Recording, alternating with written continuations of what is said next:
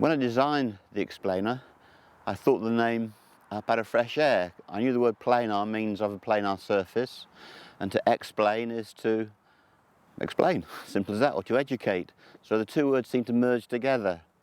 And someone then phoned me up and said to me, Luther, did you know the word explanar is actually the Portuguese word for explain? So the root of the word, from probably the Latin, that's where it originated from. I then found out even later that explanar is a verb.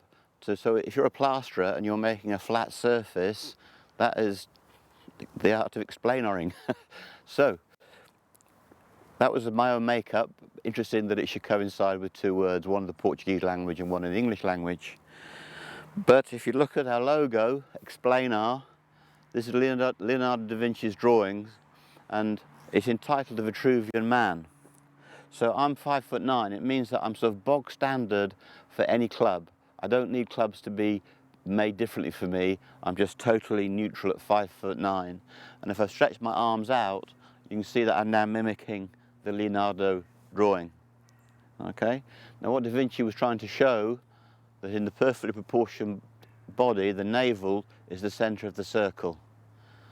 So we know how much that Da Vinci knew about scientific things, so biomechanics by default was something that he understood very, very clearly.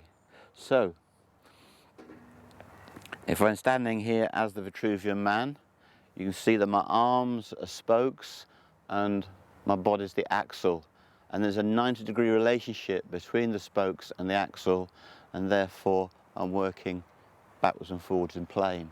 So the shoulders have the ability to turn, back and through, and that's the father of the swing plane. Now when we use explanar, we tip forward. It's as though rather than the wheel being perpendicular, I lean forward and I end up in 6-iron plane. And if we run the dowel rod across my chest, we can see that the Vitruvian Man is now inclined for a 6-iron. That's as simple as that. Now what we have is the Vitruvian Man making rotation on the plane of a 6-iron. Now if I stand up for you, in golf it's made difficult because the spokes of the wheel, i.e. my arms, are glued together. So it means that to swing in the plane of the Vitruvian Man, as the shoulders turn, my arms have to roll. If my arms don't roll, I can only get to here. To continue the journey, the arms must roll, and as they come through. So the shoulders give you the early part of your plane, the forearms allow it to continue, and the final element is wrist hinge. So Da Vinci had it right. The hub of the human wheel is the crossing point of the spokes and the axle. In the human body, it's the top of the sternum. So here's me in the horizontal plane, driver, 6-iron wedge. So you can see this point is changing throughout, and that's why we set the explainer according to that reference point. And you can now appreciate that your swing plane comprises of shoulder turn, forearm rotation, and wrist hinge.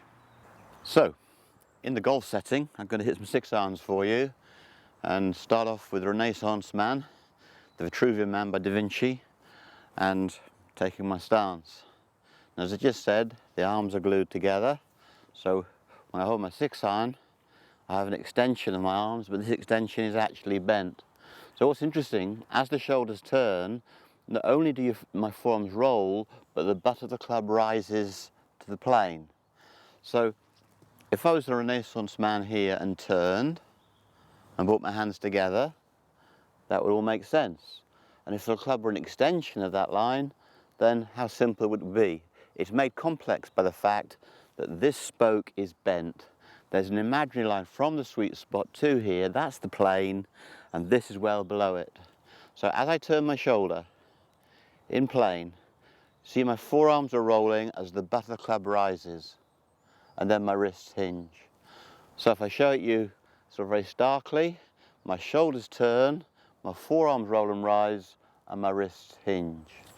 So I'm going to just hit you some shots with the forearm, with the shoulders only. In other words, I'm going to swing back in the horizontal plane to here and through. Just my shoulder, torso, hips, legs are facilitating the movement. So here we go. I'm using the Y shape created by the club and the arms. I'm going back in plane. 1, 2. Now it's a sweet shot, a little bit clunky because there was no wrist hinge and there was no forearm rotation. All I did was I utilised the shoulder turn to start my swing plane. If my wrist started the swing, I'd be upright. If my forearm started the backswing, I'd be flat. But the shoulder turn knows where the plane is. Okay, so we've understood the plane initially. Let's now hit a shot where the club rises and the forearms roll. So look, the butt of the club rolls and rises, rolls and drop to roll and rise again. And that's one of the main reasons I built Explanar, because it's so complicated, you can't think it and therefore you can't teach it.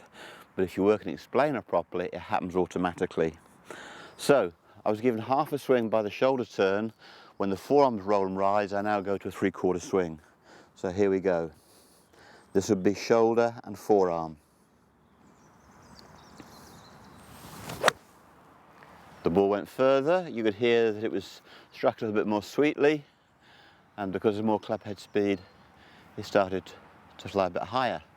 Now you can see that within the plane, I have the choice of the blade opening or closing. I can be in plane with a trailing face, or I can be in plane with a rotating face. Where does that rotation or delay come from? It comes from the forearms. If I delay the forearms, I fade it. If I activate the forearms, I draw the ball. Okay, so that's giving us half a swing plus a quarter, making a 3/4 swing. The missing bit, of course, shoulder, forearm, now wrist hinge. Now the wrist hinge controls the height the ball flies, so this is going to be a mix of shoulder, forearm and wrist. In other words, I'm going to give you a full swing.